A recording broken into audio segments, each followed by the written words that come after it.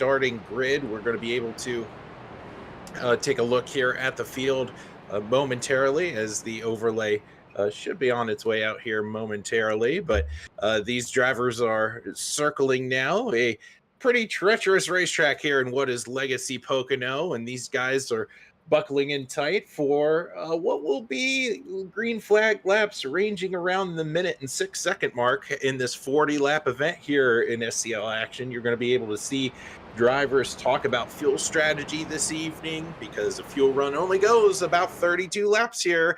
And with no cautions counting towards the end of tonight's event, you're going to be able to see some fuel strategy here in this SCL weekly racing series event. 2x2 going to the start finish line. It's Chris Myers and Brandon Varney leading them down to the green flag, and we are underway here at Legacy Pocono. Taking a look here down the front stretch, you can already see how these drivers are 2x2. Draft is going to be a huge deal tonight with these guys, making sure that you are as close to the rest of the field as possible. If you lose the draft tonight, it's going to take one mistake, you're out of it. You're going to be losing the field here very, very quickly. So not making any mistakes here in these opening laps. These drivers are tiptoeing around one another, barreling down the first long straightaway here, going into the tunnel turn now. Side by side, we have Chris Myers and Brandon Varney up front. There's a driver in the fence. I believe that's the 00 of Joshua Broadwell. Taking a look here, going into turn 3, still side by side for the lead. Brandon Varney and Chris Myers duking it out here with Kenny Tripp looking not too far behind. And I think it might be Chris Myers leading them down here for the first lap of the race. And it is Chris Myers in the 24 machine as they are now 3 wide looking for the lead. Barreling down the front stretch, looking to go into turn 1. This is unbelievable action already we're seeing here from these guys in street stocks. And Kenny Tripp is going to hold his line. Wow, washes up the racetrack, gets into Brandon Varney. There's Chris Myers with the crossover move. They're still 3 wide out of turn 1, now barreling down this backstretch on their way to the tunnel turn. Looking to make their way here onto the opposite end of the racetrack. Side by side is the 24 and 1 as Kenny Tripp bows out.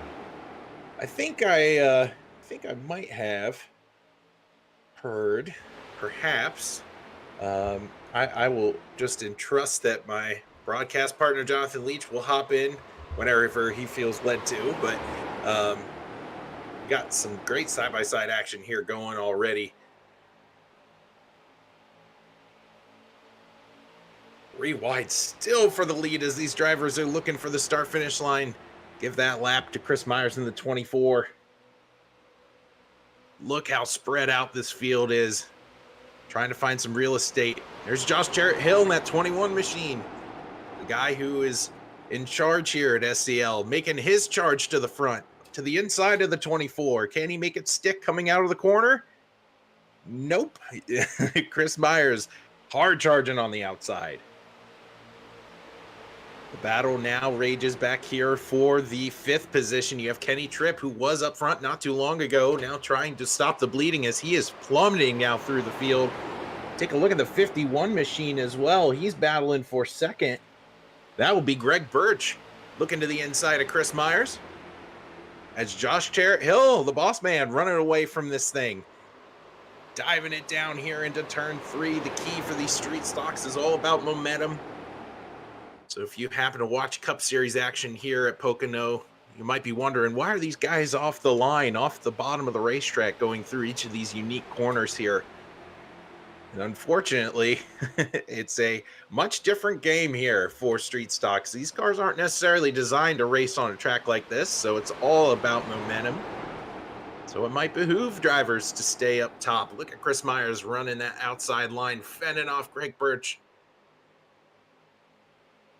Side-by-side action, barreling down this straight, going towards the tunnel turn. Of course, they call it the tunnel turn here at Pocono because it's the turn that is right over the tunnel that goes into the racetrack. Greg Birch looking to the inside of Kenny Tripp, battling for P3 right now, with Brandon Varney looking on. They're going to be still side by side going into turn 3. They make just the slightest bit of contact, and there goes Birch. Is he going to save it on the rumble strips? No. Goes up into Michael Matta. He's collected. David Hanna's also into it. The 66 also involved. That's John Branicasio. He's in the outside wall. Take a look here at the replay. It all started with Greg Birch just getting a little aero tight into turn 3, pushing up the racetrack, and unfortunately collecting a multitude of drivers here in this one. Man, hard hit to the outside wall from Michael Matta. Hanna into the outside fence. So hard, I believe there goes Hanna. He's down pit road now.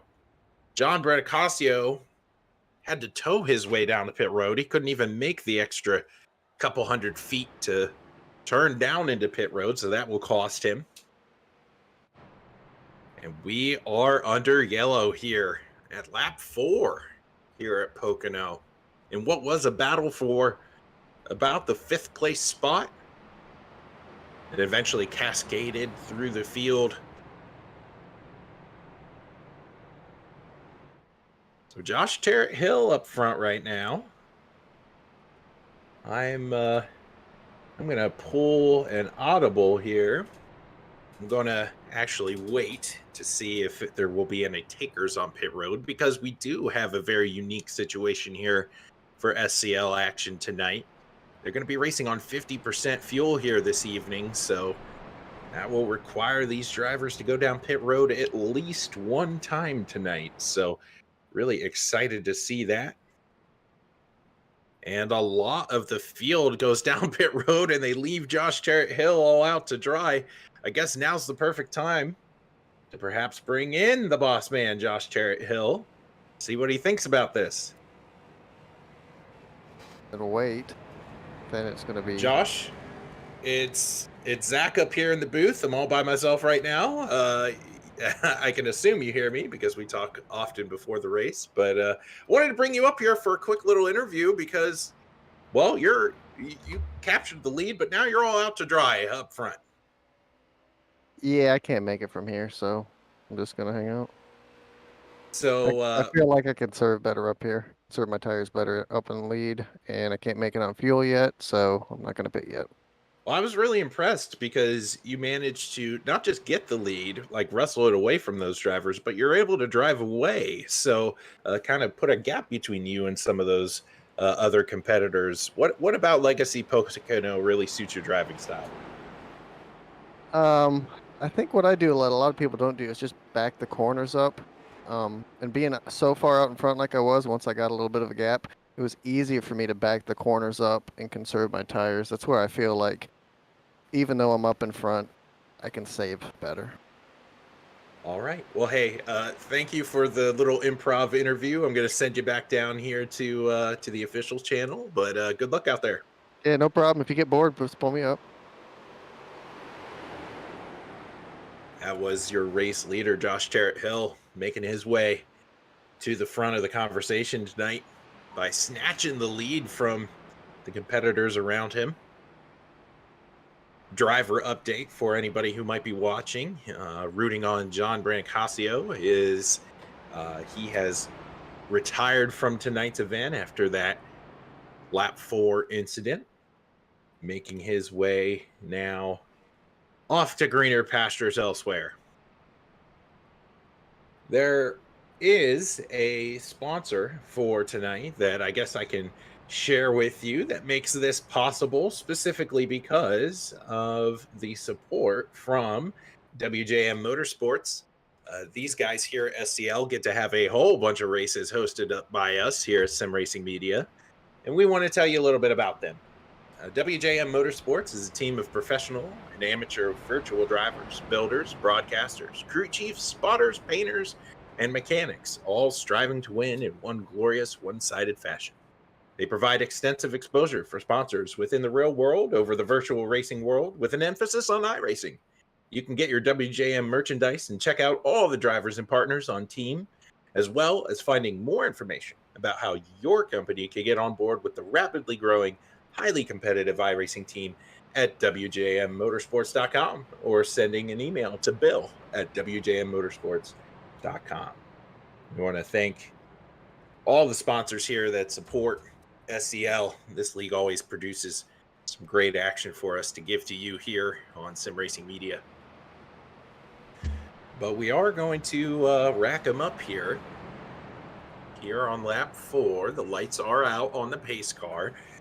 Something that might be unique to new viewers is that here at SCL for street stock action, they go back in time a little bit for their restarts. There's no double file restarts, except for when there are lap competitors seeking to get their lap back. So single file restarts here at Pocono. So we should see the field pretty tidy into turn 1. Pace car is off, and it will be the one in charge of this race and of this league. Josh Hill leading them down. As you can see, they're bumping into each other already. I said it was going to be nice and tame. They're already 3 wide here, barreling down the front stretch. Side-by-side action here, battling for second. That's Brandon Varney taking a peek to the inside of Joshua Broadwell, that 00 machine. The 49 also up the hill. That's Todd Russ trying to get that run off of turn 1. They're going to barrel down here on their way to the tunnel turn. Josh Hill's car length lead is about 5 over Brandon Varney. It is increasing, though. He is on a mission right now. They're 3 wide here, though. Battling for third. They're going to sort it out. Good on them as Chris Myers battles with Matt Johnson.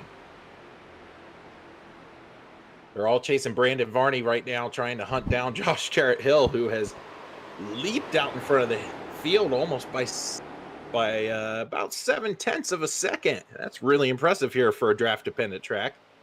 You know, they're not draft-dependent cars, Zach. Well, I mean, yes, I am here now. They are. They're not draft-dependent, but it is a.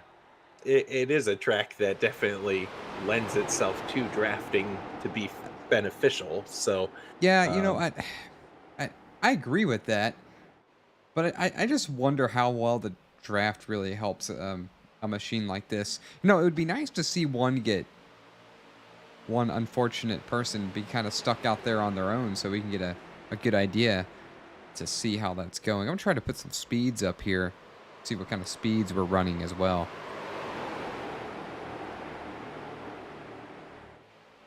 Taking a look here at Kenny Tripp. It's quite a bit slower than I thought. I really did expect a little bit more out of these here. Holy cow! Oh, that was a big hit. The outside. That's Matt Johnson. He was battling for a top 3 spot right there. Try to get a good view here. See how this. Gosh, that looked violent. Hard impact to the outside wall there for Matt Johnson. Chris Myers getting into him. I think that 723 just kept going up the racetrack, and Myers was tired of moving. Try to get an onboard view of this with Chris Myers. I had to back it up just a touch. Yeah, it just looks like he clipped him there.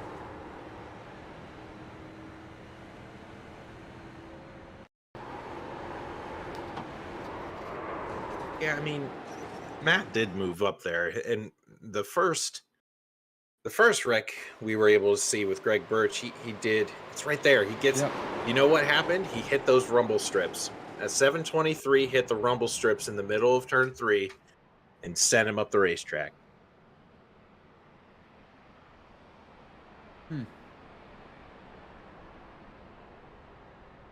Well, welcome to the show. I hope that everything went well on your end, but we are having a pretty good one here at Legacy Pocono.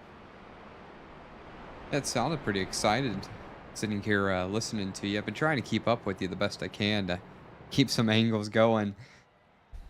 But There you got more people coming down pit road again, like you mentioned earlier. I guess you really need as much of an advantage as you can take here. Yeah, the thing is, they're not pitting for tires. All that they all that they can do is repair their cars and get fuel. So, talked to Josh Cherritt Hill last caution. He said, "You know what? I can't make it from here, so it doesn't matter." And he was able to pull away from the field. Yeah, I saw that. Do you think it's possible that these cars make more drag when you're behind another one? Because I mean, look at there's nothing aerodynamic about this darn boat. I can see right underneath it. So you got air Yeah, hitting it. Air's getting underneath the car. It's picking up on the car. It's got no downforce. it's very true. But when you take these street stocks to a track like Charlotte and anywhere where they are up on the rev limiter, anywhere where they are being pushed, the draft is really beneficial. So um, I don't know, because the front end of these machines, as you said, they're a mile off the pavement, so it's hard to tell. But I think Josh has made the right call here early on by staying outside of all that carnage. So I heard you say the fuel run was around 32. Hmm. You think there's a number of cautions that's enough to make it? Can't be, right? I don't think so. The caution laps around here. I mean, Pocono's so big, so you could argue like, oh yeah, I'm gonna save a ton of gas under caution, but I just think the reality is it's way too big of a gap. Hey, Well, you look know at what? In this, fact, Brandon. it's not going to happen, and you got cars coming down again because remember, caution laps don't count. Yes, yes, you're right. But that was interesting right there, what we're seeing out of Brandon Varney and Kenny Tripp, because they did not pit the first go round under this yellow. They're going down right now. So perhaps playing the long game in terms of not wasting gas under all of these yellow flags, but just rather I'm going to putt around and waste gas for one lap and then go down and get full of fuel. So I don't necessarily like that call, because now you're in the back. Yeah, I really wish I was driving one of these right now. Just a little bit more insight to know how they feel, because maybe they feel like passing here isn't complicated, or perhaps I don't know. We're at a track where these cars don't belong. Hence the reason why I asked the chat, what track would these cars perform best at? Wrong answers only. I haven't got any responses yet, but iRacing super speedway probably. So. that would probably be pretty entertaining. Not going to go much faster than they are right here. That's very true. Gosh, you know what? They're going to hit that banking, and it's going to be all over. All over. These guys are. Let me tell you though, I was fooled, because last go round, I said, they're starting single file here. This is what SCL does for their street stock series. They go single file with lap cars on the inside lane as a pace car rolls off. And I said it'd be pretty tame, but it was actually fairly wild by the time they got into turn one. Let's see if that happens here again.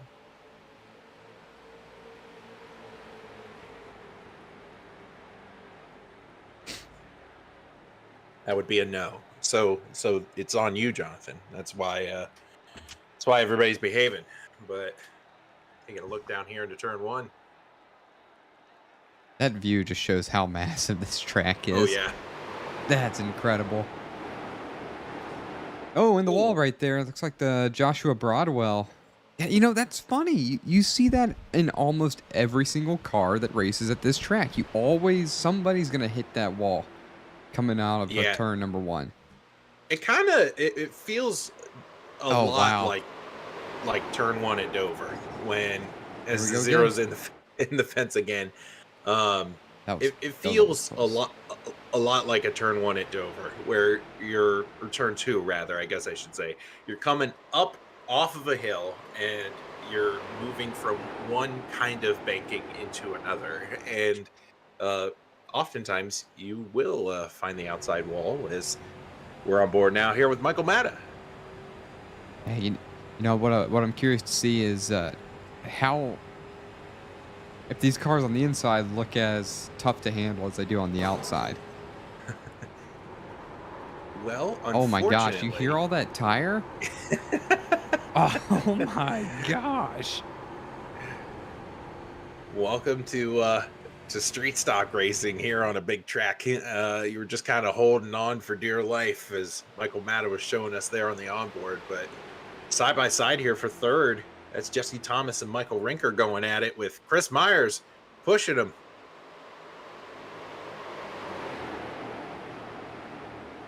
Man, I can only imagine side by side racing in these things, or just like that touching. That's got to be pretty nerve wracking. I mean, none of these things line up very good.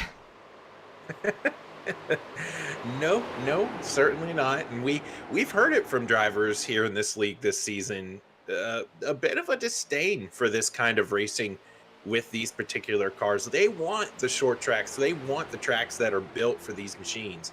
Um, every now and again, this style of racing is fun, but it's a bit of a novelty. They're not really built to do this. I think these would be fun IRL. Oh, I totally agree. I Yep. think if I was gonna do some actual racing, maybe some SRM approved racing, I think it would be one of these. Mainly because of the affordability of these Oh cars. yeah. I mean, they're still not cheap. You're still looking at a lot of money for the regular everyday person without sponsorship, but I think they would be a lot of fun and challenging too. You would to really work with them. I imagine that you get on the throttle, the front end lifts up real hard. You get on the brakes, the front end nose dives. You try to get on the brakes while turning into the corner, it nose dives and pulls you right to the wall, depending on the banking of the track that you're at. But most of your local short tracks, I don't believe they have extreme banking from what I've seen. Yeah, I agree. These cars here, they're so versatile too, right? You can race on asphalt, you can race on dirt, you can go anywhere with these things, and they'll perform very well. As Michael Matta Ooh, gets wow. clipped there a little bit from the 49. That's Todd Russ. Somehow he saved it. Wow.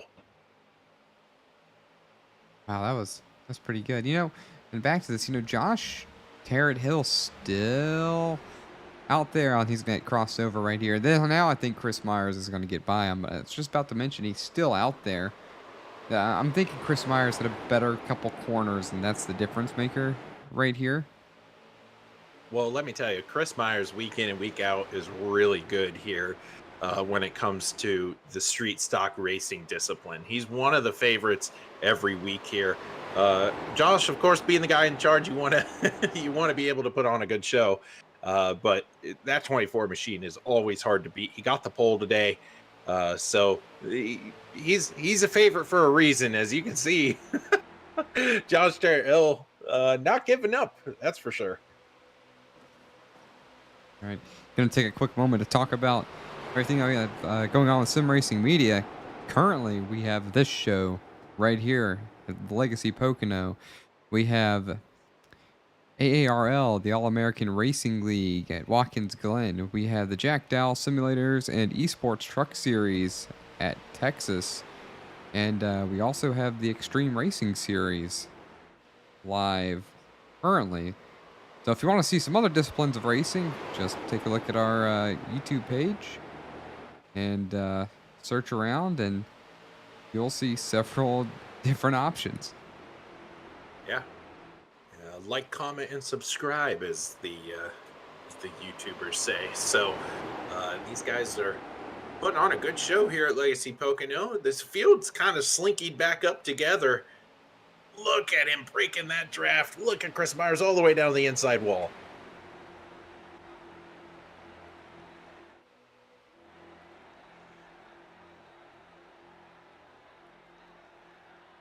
I wonder what kind of speeds these guys could get up to if they all just stayed single file. That's a great question. As I'm you see saying here, 152. yeah, probably They got to be faster than that. 145 by Brandon Varney, who's sitting fourth. This is the smaller straightaways, so you got to give him that. Yeah, I'm waiting for the bigger one here.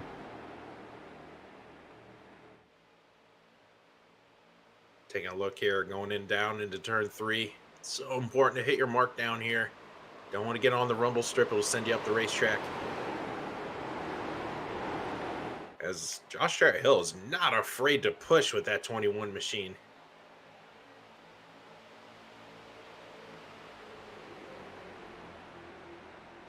$143, $145. There he goes.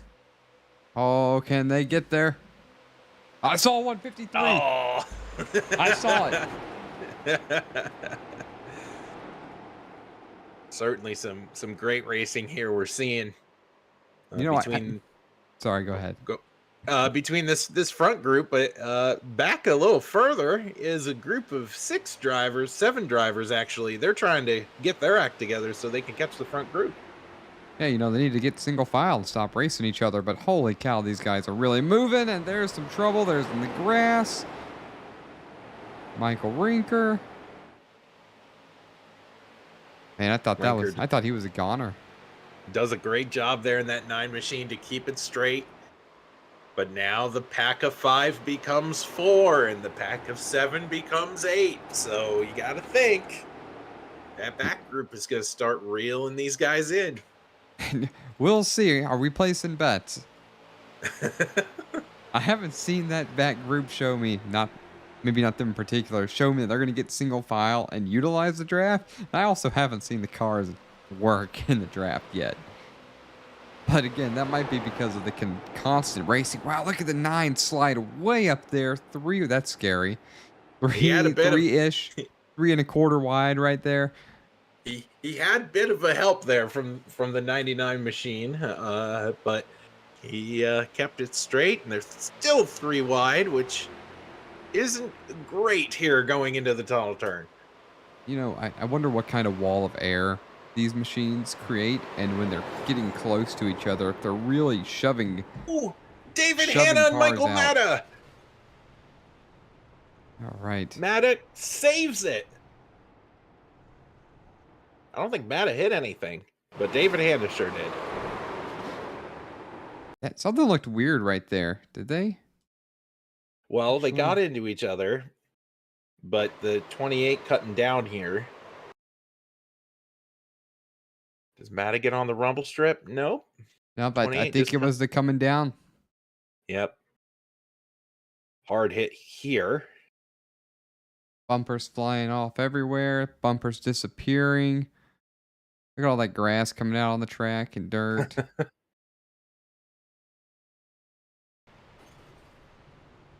Matta does a great job keeping it off the inside fence there.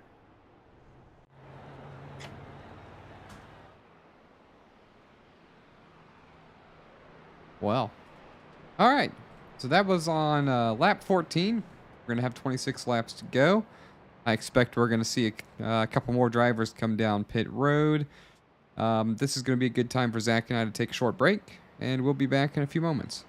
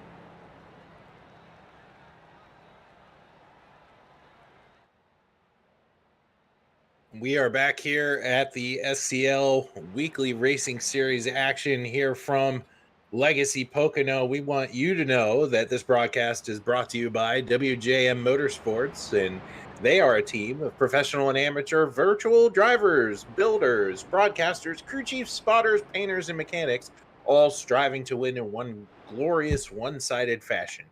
They provide extensive exposure for sponsors within real world and over the virtual racing world with an emphasis on iRacing. You can get your WJM merchandise and check out all the drivers and partners on the team, as well as finding out more information about how you and your company can get on board with this rapidly growing, highly competitive iRacing team at WJMmotorsports.com or sending an email to bill@WJMmotorsports.com. So we're back here at Pocono, and my name is Zach Woods, and alongside me is Jonathan Leach up here in the booth, and we've had a pretty entertaining race so far.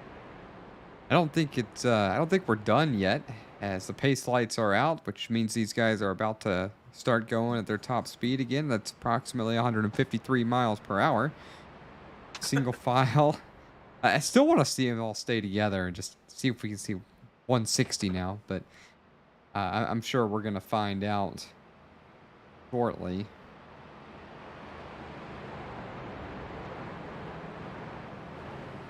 Matt Johnson's going to be on the point as the pace car is going to come down pit road, and then these guys are going to drive a little bit before they get on the gas pedal here. Why are there cones still in the middle of the track? That's an excellent question. But we're back under green, and Matt Johnson is going to be leading them down. He had some misfortune here not too long ago, and now he finds himself in the lead here at Pocono with Brandon Varney, one of the series favorites, hounded him down from second. 131 miles per hour into the corner for Matt Johnson. Has the lead by about 3 or 4 car lengths. Already side-by-side action back here for third. Chris Myers, Brandon Varney, who you were just mentioning about. Now everybody is side-by-side. Already jockeying for position before entering turn number 2. Something of note is that Josh Jarrett-Hill went down pit road for the first time tonight, which probably means his pit window is, was open, as he talked about in his interview. He wasn't going to pit until that magic number popped up for him. Look at Chris Myers diving down to the inside. Anyway, Josh Jarrett-Hill is P8 right now as our battle for the lead is come and gone with the 24 back out front. And I want to mention one more thing about Josh Jarrett-Hill. His pit time was 1 minute and 58 seconds. I'm not sure if that means maybe tires were changed or if damage were repaired. Nope. I know you said there's one set of tires, but no, there's no tires. There's one fast repair. Okay. Yep. All right. So Josh had probably some significant damage that he needed to repair, or he just simply stepped away from his computer knowing that, hey, the pace laps around here aren't exactly brisk, so you can afford to go take a break if you need to. That's true. I was making an assumption. Because a long time ago, I lost one of these street stock races in a glorious fashion when I decided to put tires on my car on a pit stop. Well, that said pit stop ended up lasting about 2 or 3 caution laps, and I went from first to very last. Wow. So that was my assumption for why it didn't happen. Side by side here for a second. That's Michael Rinker on the outside. We just saw him getting into it not too long ago, and both of these man, look at here, that. Just so close, plowing up the track right there. 142 miles per hour at the line. 148, 149. I see 150, 151 into the corner. And you in that miles per hour mark, you're not going to will them to go any quicker. No, I mean the drivers are doing that all by themselves. Yeah, I think that's about it. I think we've seen the best. I wish, however, that iRacing provided a data point for the fastest speed obtained in the middle of the race or at any portion of the race. I think that would be an entertaining statistic. Might be worth a bonus point if you ask me. Let me tell you, that 9 and 723, they are using each other up here, battling for second place. Just seems the last 3 laps or so, they've been beating and banging off of each other. And look who's in fourth, Josh Hill, flying up the charts. Yeah, he's definitely on the move here. Already brought himself into the conversation for the top 3, if not the lead right here. And I can't imagine Michael Rinker and Matt Johnson are going to have much for tires towards the end of this thing, the way they're racing. In fact, thinking about that, all these guys are racing really hard. Look at this move right here. But is anybody going to have tires left? And what are these things going to do? Are we going to just start seeing an exceptionally loose condition as we're 3 wide into the corner? I don't like this at all. Jared Hill got into Matt Johnson. He's able to hold on to it. What a move from Matt Johnson. Wow. That corner's not fun 2 wide with a stable machine, let alone 3 wide with these kind of cars. And a little contact, but they made it work. Coming out turn number 3, that's right, only a triangle, so only 3 corners. Back to the front stretch. 3 1/4, 2 1/4 wide. Michael Rinker still looking to make something happen on the inside. How deep is he going to drive into this corner? Well, there's a lot of lanes here, so he can go as deep as he needs to. Look at him already starting this corner. They're getting into Josh Hill up front. Oh boy, banging right there. We're not even halfway yet. We're not even halfway yet. And these drivers are beating and banging off each other. What a race we're seeing so far. I imagine these cars make drivers feel slightly invincible. I mean, they could take one heck of a beating. We've seen that over the last 2 weeks. Last week when we were together, and this so far. And I guess these drivers know that, and they're using that to their advantage. But there hasn't been a dull moment yet. And what I'm most impressed about in Josh Hill is he's gonna get turned. He's gonna get turned by Matthew Johnson. No worse for wear as Josh Hill, but that is not going to help his tire situation. Oof! Caution here. Wow. What's funnier is they pretty sure they completed lap 19, and it looks like it just got reset. So now there's 22 laps to go, but I'm pretty certain the field just completed that. Yeah, the ticker for these kinds of events takes a little. It's like a Monday every time we go into these kinds of events for our ticker friend up top there. So it should catch up here by the time we roll back around. But let me tell you, that was some pretty intense racing, and it just never wanted to stop there until Matt Johnson got into Josh Hill. Yeah, I don't think that's the last of either of those drivers that we're going to see. I think everybody still has a car that can be in the race. Just kind of comes down to how well you can drive this thing around the track. But 3 distinctly different corners and a difficult to drive car, though, and with old tires. And I think trying to look here, we had the opportunity to see Michael Matta on pit road right when the caution came out. He's back on the racetrack right now. I would be very curious to see if he serves a penalty here of some sort going down what might be a closed pit. But if he got down there and had a time served, he might be sitting pretty right now.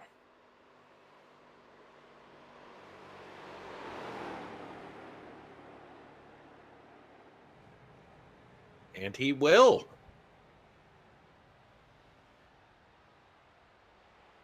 Wow.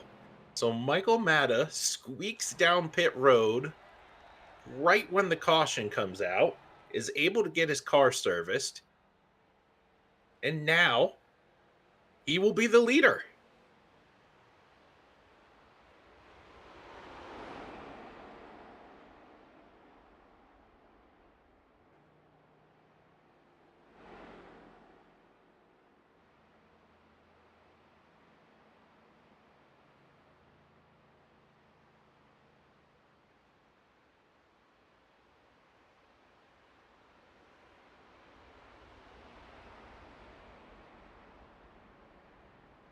What a turn of events here for Michael Matta.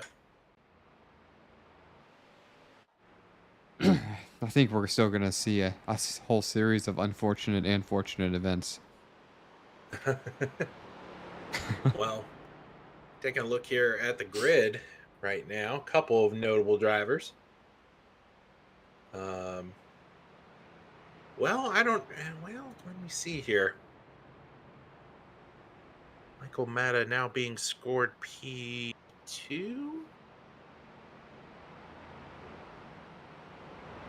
Matt Johnson has retired from tonight's event.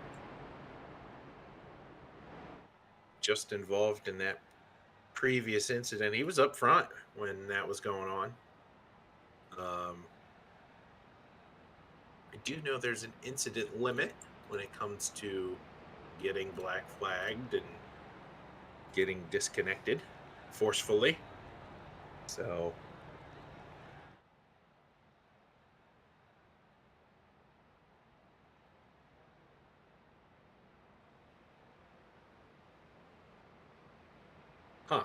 it's going to be interesting to see how they deal with Michael Matta. I think they're talking about how he squeaked down pit road, but maybe there wasn't a penalty where there should have been.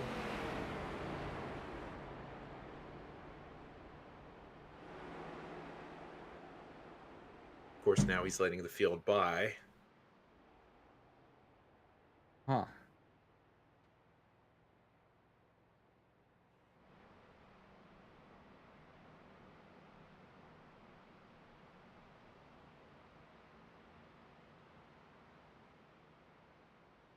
Well then,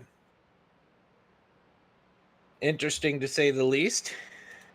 Matta's he's not particularly worse for wear. There's only 12 cars, now 11, going to be scored here on the lead lap when we go back to green. So we saw Josh Jarrett Hill work his way back from 8th last run to battle for the lead.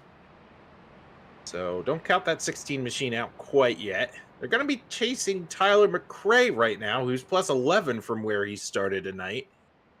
Being scored in the he's being scored rather in the 756 machine, but at least on my screen, Jonathan, he's in the 99.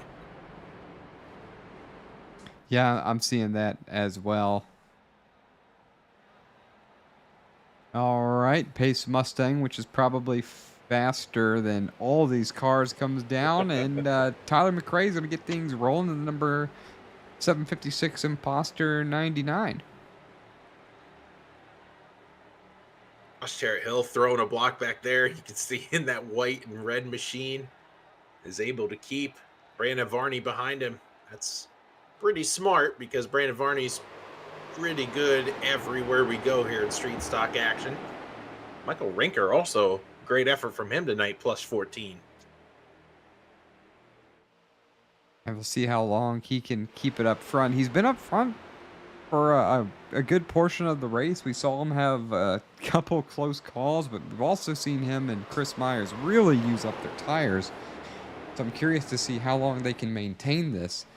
But perhaps when we talk to these drivers after the race, maybe we'll find out it's not really as intense on the tires as it looks. Yeah, I think something that can't feel good, though, is the heat cycles that happen in these tires, right? Because they do have a ton of time to cool down, but as you mentioned, they are using them so hard here under green. It can't feel good when you crank it back up again and put them under more stress. Right. I'm going to keep an eye on lap times this time by to see what type of fall off there is. Right now, it's looking around 2 seconds. Yep, From the start of the race, I'm seeing 2 seconds. I'm not sure if that's a skewed time or not, so we're going to wait to see what happens when they come by this time around. As Chris Myers looking to the inside of Tyler McRae. Michael Rinker thinking about making it 3 wide. He's not going to be able to do it. Move Chris Myers up to P1. Huge move by Josh Jarrett Hill. We knew he was going to be coming back into this thing. He's going to take it 3 wide into turn number 3. Oh, and there's on that code. They didn't touch, but just a touch in that code. Maybe it wasn't. Maybe it was an air push. I don't know. Everybody saved it, though. Great effort by Michael Rinker to keep it off the fence. This is exactly what Chris Myers wants to see, though, in the 24 machine. He gets to run away as now Todd Russ is throwing his hat in the ring. That's a name we haven't mentioned yet today. Todd Russ up to 4th, 2 positions on the day. Probably quietly been sitting around 6th or 7th. You know, he might have a lot of car, and he's just been conserving his stuff. Barreling down here towards the tunnel turn. Josh Jarrett Hill's super aggressive at this end of the racetrack. Watch him dig here deep here into the corner. Making the most out of that inside line. He's on the rumble strips, which normally doesn't pan out well. He's able to make it stick. He's in there into P2. You know, I almost wonder if the rumble strips are helping you turn right there. Something about turn 2 at Pocono, it seems like, at least in the Cup cars, the old Cup cars, the Gen 6 cars, and the trucks, if you try to let out right there, you have a harder time. It's almost like you've got to set the corner before getting to the corner and stay on the throttle through it. And if you get off the corner, or excuse me, off the throttle, the outside wall tends to pull you to it. It's a big move here by the 21 machine, looking to the inside, and he will have it sliding up in front of that Garza Law Firm 24. He's going to cross him over here, though. Chris Myers not going to roll over that easily. Yeah, the crossover move by Chris Myers is going to set these guys up side by side into turn number 2. This time, Josh Jarrett Hill finds himself on the outside. How is he going to navigate the corner to retain the lead? It's not going to work. Nope. Crossover again? Nope. Stays behind him. And we'll see here coming out of turn number 3. Josh Jarrett's going to follow Chris Myers right through the corner. Actually, he's going to follow him very closely. Michael Rinker going to get super close up to the wall. He's going to stay off of it. Wow, that was an intense corner.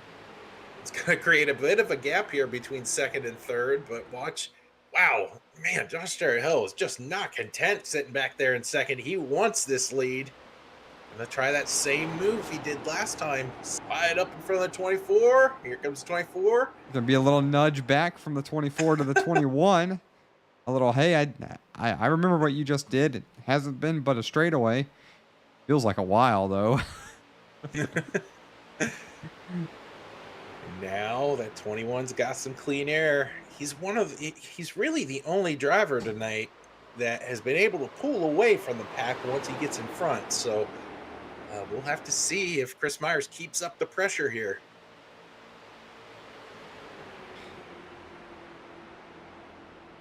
Because these guys are starting to like that little nudge back and forth. There it is again. Except it didn't work for Chris Myers.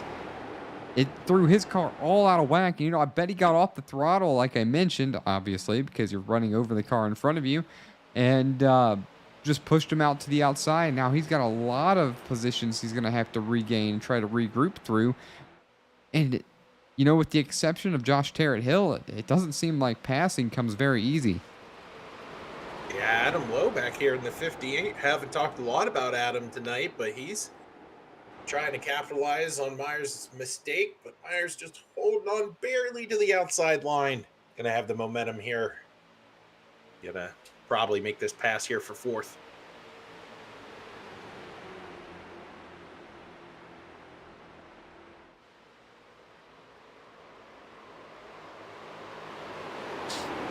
Michael Rinker thought about it there in the tunnel turn, trying to look to the inside. He's not going to be able to do it.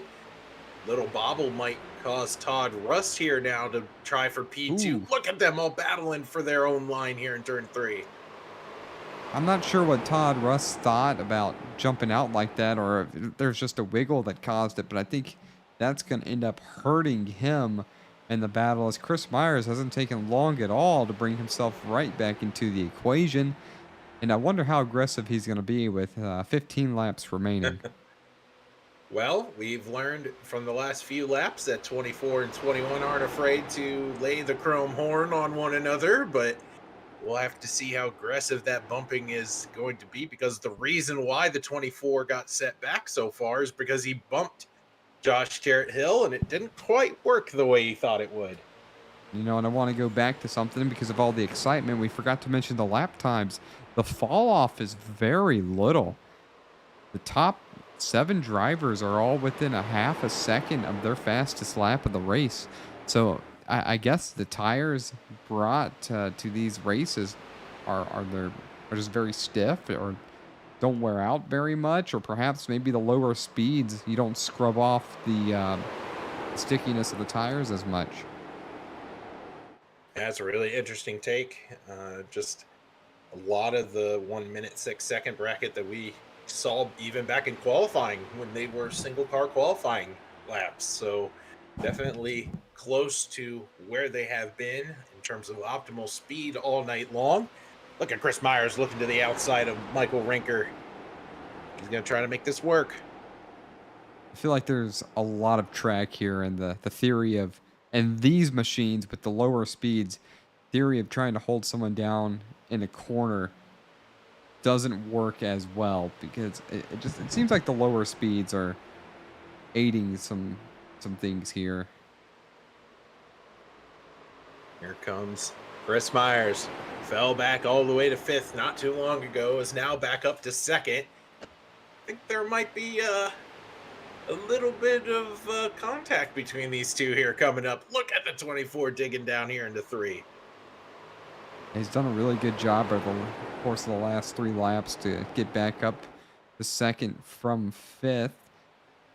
We'll see how Josh Jarrett Hill is going to respond if Chris Myers can get there. About 4 car lengths, maybe 3.5 car lengths separate them. How hard is Chris Myers going to drive him to the corner? What line is Josh Jarrett Hill going to run?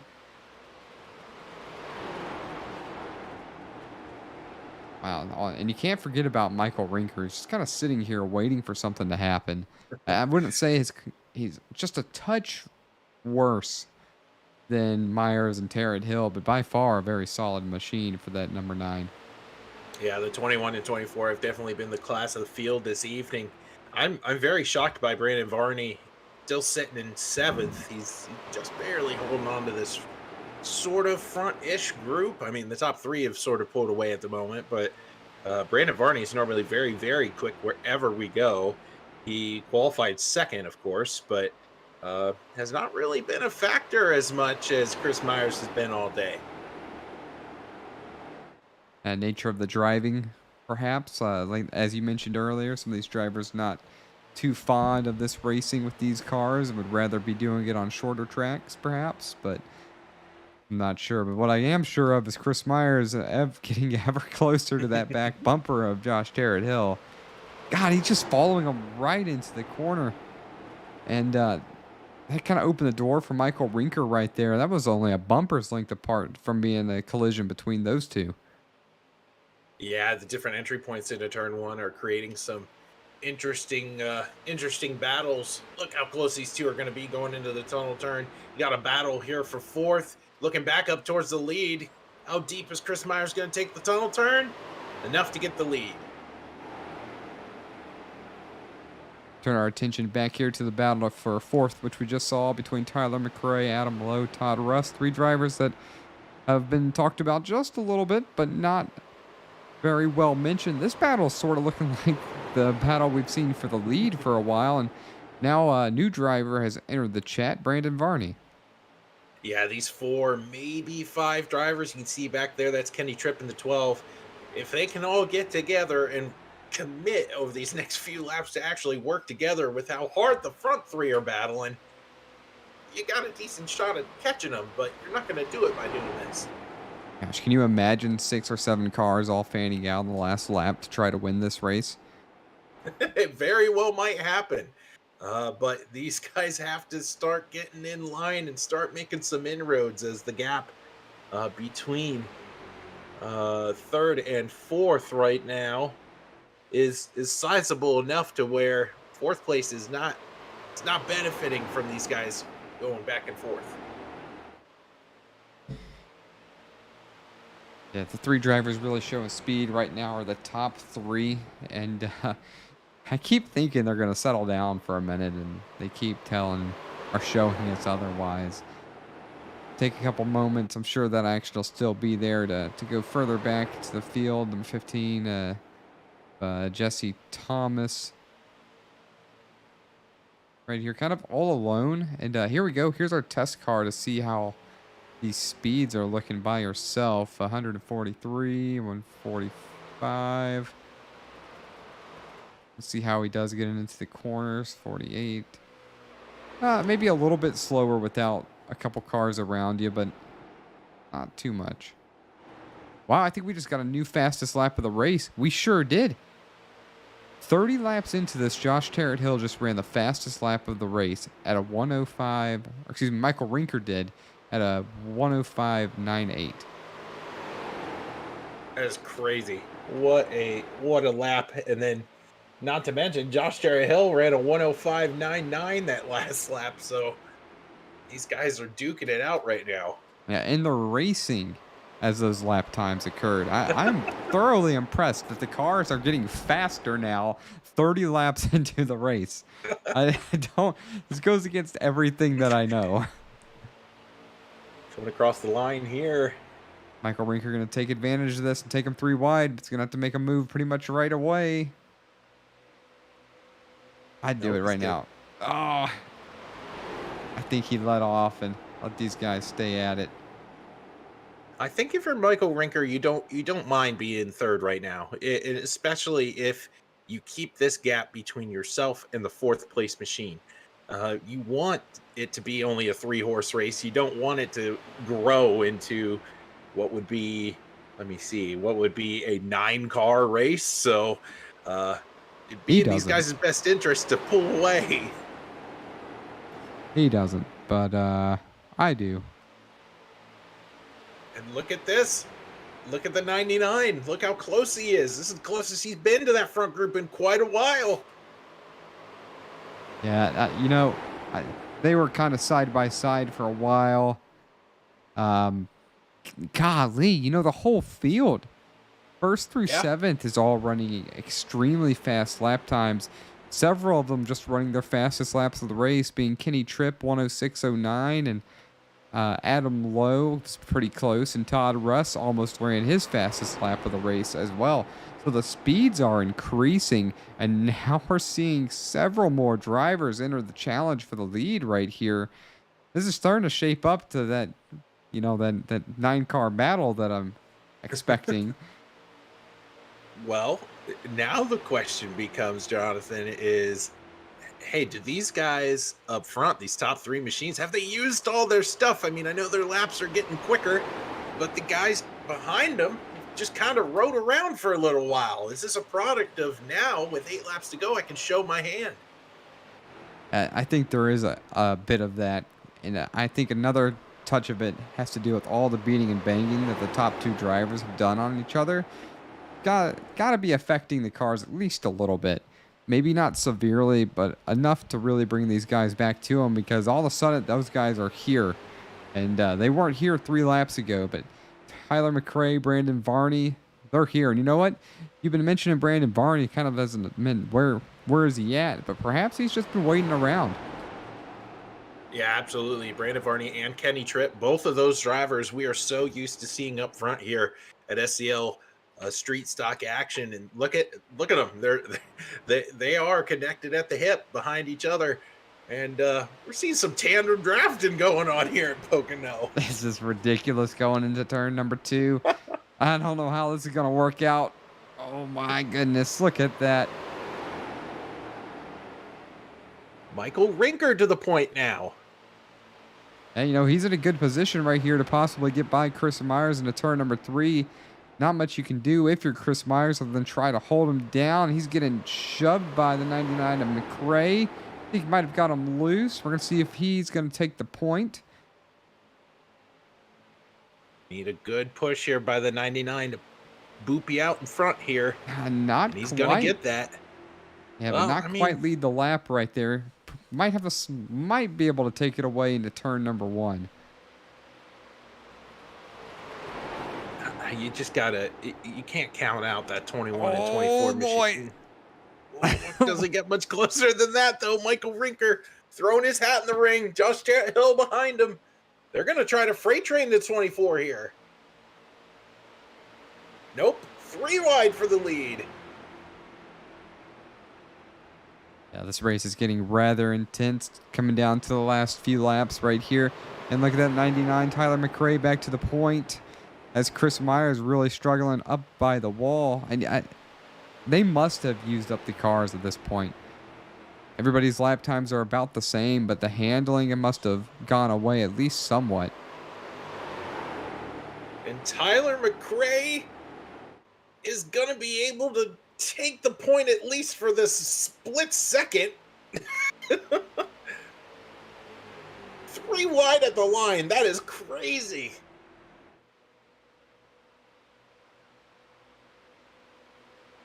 Five laps to go here from Pocono. 3 wide. It's Josh Jarrett Hill throwing his car into turn 1.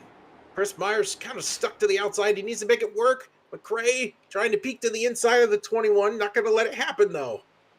You know, I want to see some heart rate monitors for this virtual racing because I know it's up. It is absolutely up. I think this is kind of wild. I'm taking a look at what mine is.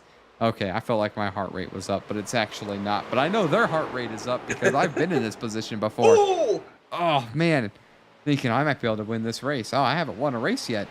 I'm up here. I can do this, and it's just getting more and more hairy. And then how much are you gonna accept of somebody crossing you over and squeeze playing you, coming down to these few laps? These cars are just all over the place. Michael Rinker to the top, to the middle, to the bottom, back to the top. Just disappeared. Still disappeared. Oh, no. And he's back. Okay. He's back. Okay. Josh Jarrett Hill took a wicked shot to the outside wall last time coming out of the tunnel turn.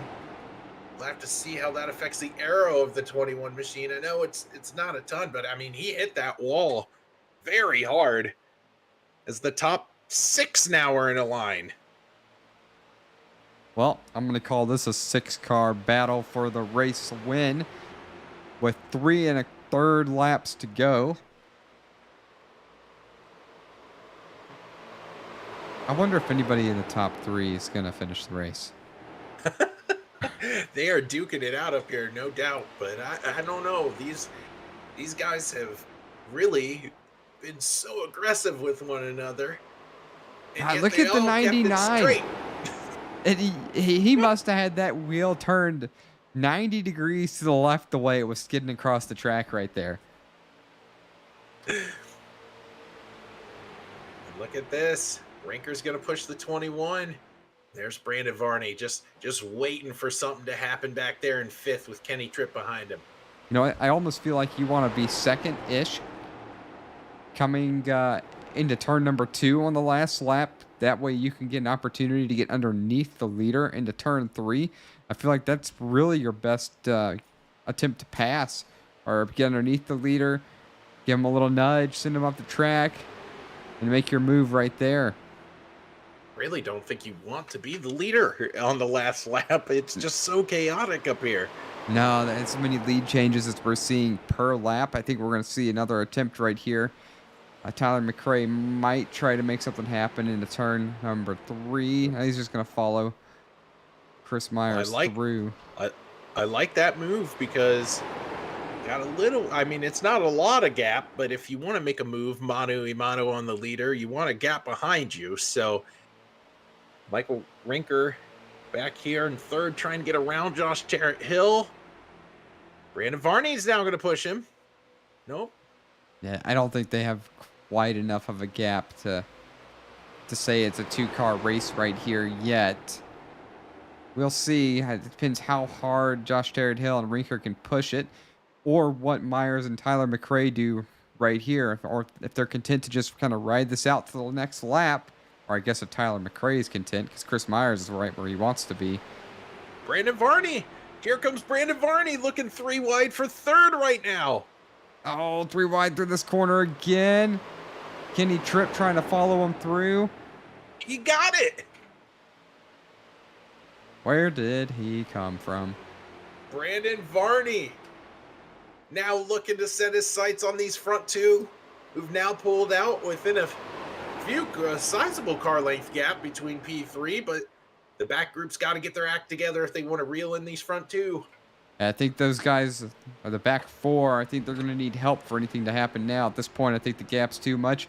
What will Tyler McRae do to win this race? Is he going to make his move into turn number 1, or is it going to be in turns 2 or turn 3? I think he's got to make something happen now. He's going to have an opportunity. Side by side out of 1. I think the advantage is going to be to Tyler McRae being on the low side right here. I'd much rather be where he is. It's got to be up and side draft him, though. He's got to pinch him up towards that fence, make him uncomfortable before the tunnel turn. We saw Chris Myers. He's able to run the outside very well. Diving it down here into the tunnel turn. Oh, boy. If they touch right here, it's going to be over for both of them. Varney's in the point. Oh, it's going to work out. It looks like Varney might have ran out of room, unless he's going to... Oh, my goodness. Is he really? Look into the inside. They are 3 wide, but now it's a 2-horse race coming off of 3. Watch Varney here cutting the corner off of 3.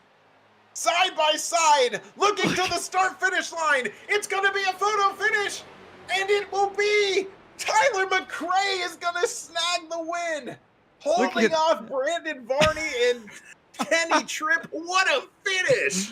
Look at that finish. 7 cars. We're going to have to watch that again. That is incredible. 7 cars to finish this race.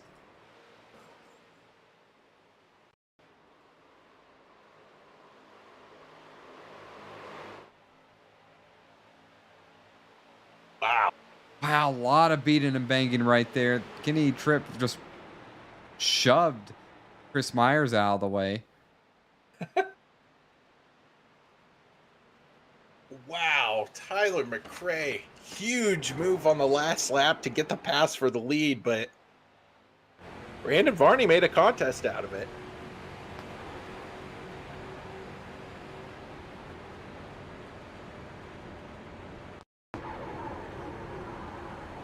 On board here.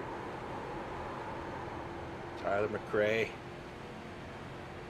Here you just want to keep the wheel as straight as possible. He can't see any of the chaos going on right here at all. Now, somebody who can see the chaos is Josh Tarrant Hill.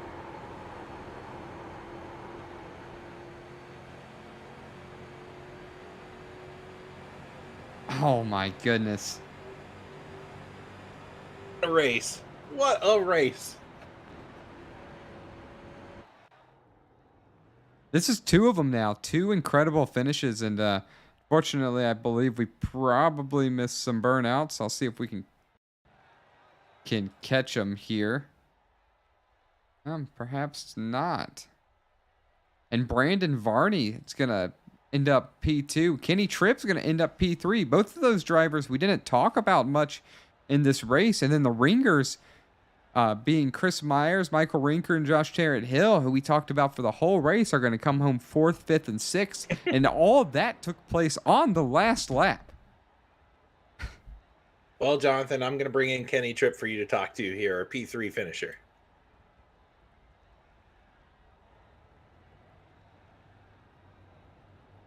Kenny, it's Jonathan and Zach up here in the booth. You got a copy? Sure do. Kenny, what a run. We didn't talk much about you in this race until the last lap. Was this how you planned it, to stay away from everybody else and try to make a move towards the end, or were you just struggling a little bit early and it just all worked out for you? No, this is definitely the plan. To go gung-ho with, 40-lap race at a restrictor plate is just crazy. So you got to wait till you got to have your stuff at the end. So I had a little bit of damage that I fixed in a couple pit stops. So I was able to fix it. And then with 5 to go, I told Brandon that I'm going to go. He's like, I'd wait if I were you. So I'm like, all right. He's the pro, not me. So yeah, I waited for him, and he said go, and we went. And came off for what, 2-3. So we're good. Yeah, just excellent run there. At the end, I was wondering about that. Zach and I were both thinking something seems a little bit odd. Perhaps we got some guys that are waiting around. A couple of the drivers are just going for it right now. Let's see. Any last thoughts for Pocono, or any last thoughts going into next week? I don't know where we're going next week, but Pocono's over. This is good. I mean, these cars really aren't designed here, but last couple lap race, they definitely put a hell of a show on. And if any of the fans went home from watching tonight, they missed a hell of a show. I got to thank Brandon, obviously, TB Designs, temp setters. I know my mom and dad are watching. I think Brandon's mom and dad are watching. His grandfather, his Pepe, not Pepe, Papa. But yeah, so Brandon and I work well together. We work, I don't know if Zach told you, but I spot for him in real life, and so we definitely have chemistry, and we work well together. Well, that's good to hear. Congrats on P3, and a little foreshadowing for you. You're going to Concord next week, so we will be seeing you then. Yeah, well, that'll be runner up at least. Hopefully that one, because that's Brandon's favorite track. So good luck, guys. I look forward to seeing you there. Thank you.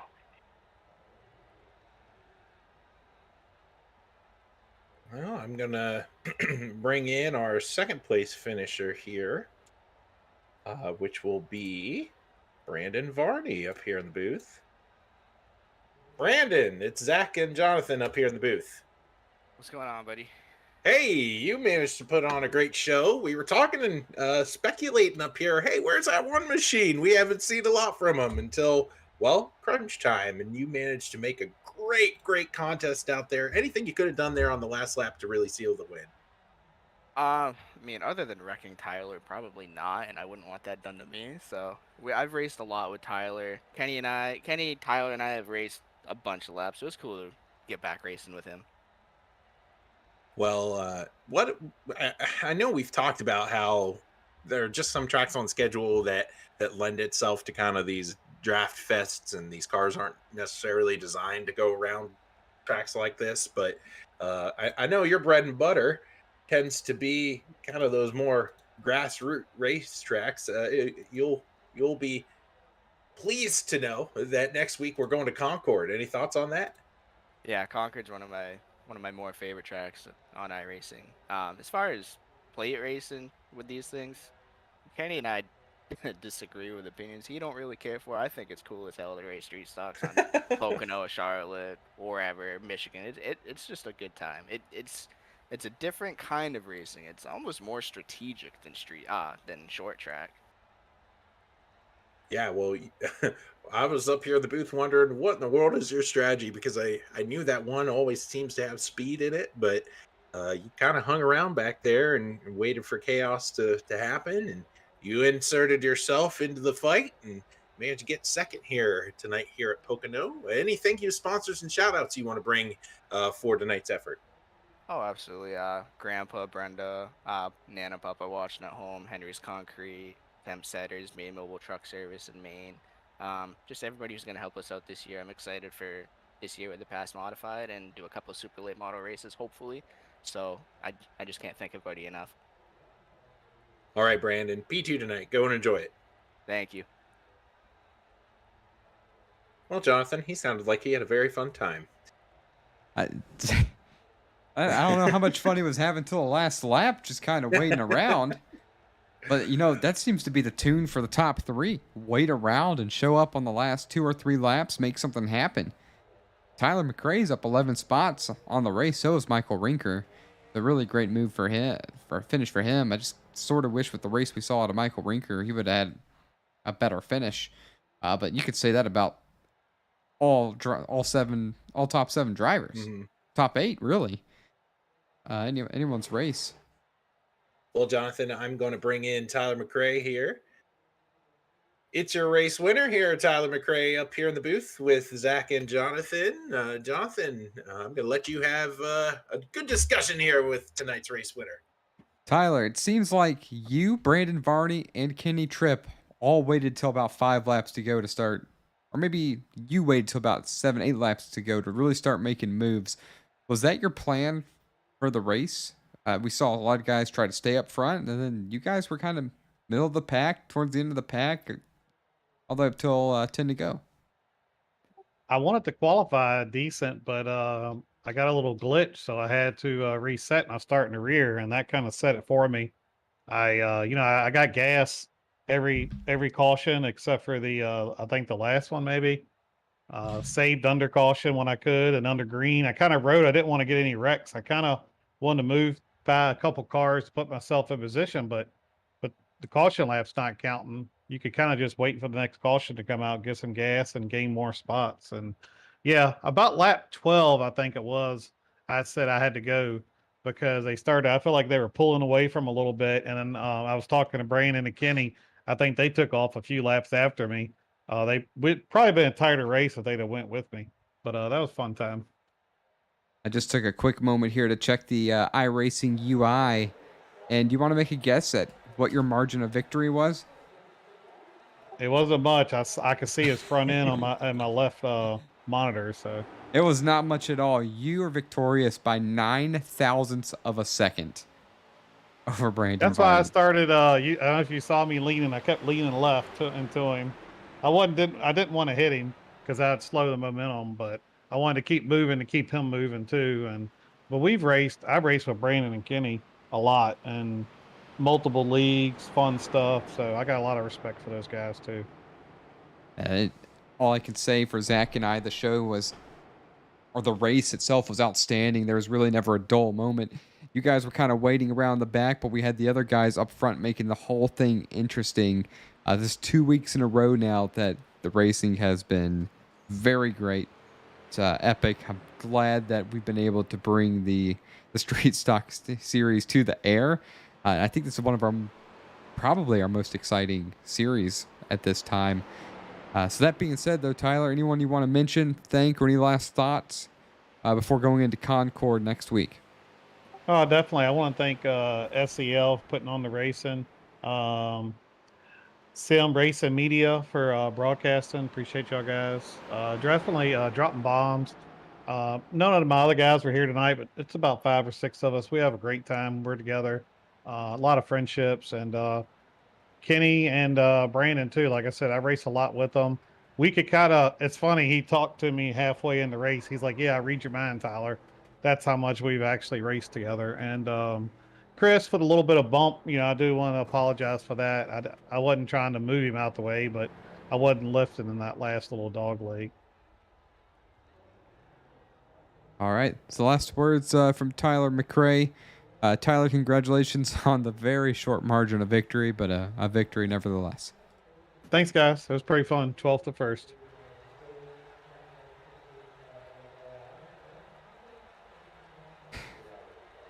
Well, Zach. See, now we're thinking the same way. Hey, look, teammates up here in the booth. Yeah. Yeah, I don't know if we'd say that on the track yet. We need to work on that.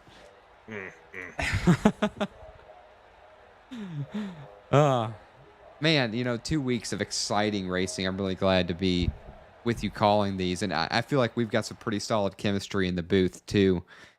And this has been fun. I'm looking forward to the next couple of weeks of doing this, and I think by the time this season's over, I'm gonna wish that there was a little bit more of it. Yeah, well, SCL always puts on great action, and they have some great sponsor support right now to be able to broadcast a whole bunch of racing disciplines through their league, and we're just fortunate enough to call it. So the drivers are the ones that do all the hard work, and what a great finish to tonight's event. That is a really awesome way to finish the show. I mentioned action the whole race, and then to wrap it up with 7 cars with the potential to win the race coming out of turn 3, maybe 4, but 7 cars right there all together. The margin from first to 6, excuse me. So 6 cars, first to 6 with half a second at the checkered. Or at the line, half a second. Tyler McRae, as you're seeing on screen right now, narrowly edges out Brandon Varney for the win. And Brandon Varney was P3 coming into turn number 2. Some contact made by a few drivers, put him side by side with Chris Myers. And Chris Myers was sitting in second in turn 3. And by the time he came around to the checkered, everybody had driven right underneath him, and he finished 4th. So your running order, ending of the race, your top three: Tyler McRae, Brandon Varney, and Kenny Tripp. Yeah, it was a great effort from these drivers tonight, being able to put on a great show and not wreck each other towards the end. I know Tyler said, "Oh, I'm sorry for getting into Chris there in the tunnel turn," but ultimately, that's racing there. You're going for the win. You're not lifting. Nobody crashed out. Everybody had a chance to win, and that was a great event. Well, Jonathan, let's take a look here at the totality of the results for tonight's event, and then we'll call it a day.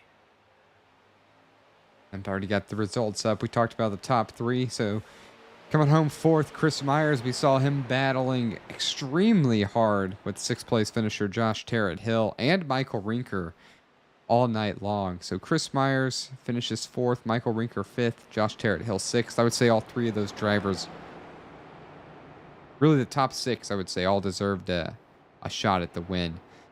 Adam Lowe and Todd Russ finished seventh and eighth, respectively. We talked about them a few times. They saw both of them crack the top three for a couple moments in the middle of the race. Jesse Thomas finishes ninth with Joshua Broadwell 10th. Michael Mata, we saw have some trouble. I'm thinking that he is the person who made a comment in the chat, said he came in during closed pits, had to drop to the end, and then had to fix his car. He finished his 11th. Greg Birch, we saw him have trouble early. He finished his 12th, 6 laps down. And then Matt M. Johnson finishing 14th, also due to an early wreck, as well as John, how do I pronounce the last name? Brandon Casio finishes 15th. What a race, Zach. I had a lot of fun. I'm glad to share this excitement with you. Appreciate the initial start help. And we're going to look forward to Concord next week, starting at 8:30 Eastern time for what's probably going to shape up to be another epic race. Yep, and we're certainly honored to share this league with you guys, and we had a great time up here in the booth. I hope you had a great time watching, and for those that are tuning in, make sure to like, comment, and subscribe to Sim Racing Media, as we currently have a whole bunch of stuff going on right now, covering a bunch of different racing disciplines. Maybe you might find one that you might enjoy. Who knows? We might be seeing you here on the racetrack fairly soon. My name is Zach Woods, and for the boss man, Jonathan Leach, we're going to log off here and wish you guys a good night.